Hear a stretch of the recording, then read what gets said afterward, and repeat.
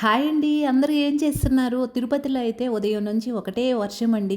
వాతావరణము చల్లగా ఉంది. నేనైతే ఈరోజు వేడి వేడిగా ఇడ్లీ, మినప గారెలు, దోసెలు తయారు చేశానండి. చాలా రోజుల తర్వాత ఇంట్లో సండే రోజు నాన్ వెజ్ చేశాను. నాన్ వెజ్‌లోకి ఈ ఈ టిఫిన్స్‌లో ఎందులోకి మీకు ఆహ్, చికెన్ తినేది ఇష్టమో ఒక కామెంట్ చేయండి.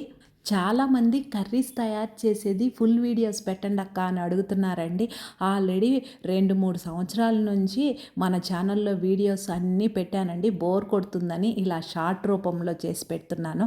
అవసరం అనుకుంటే మీరు తెలియజేయండి. తప్పకుండా ఫుల్ వీడియోస్ పెడతాను. టిఫిన్‌లోకి, మధ్యాహ్నం భోజనంలోకి చికెన్ కర్రీ చేశాను.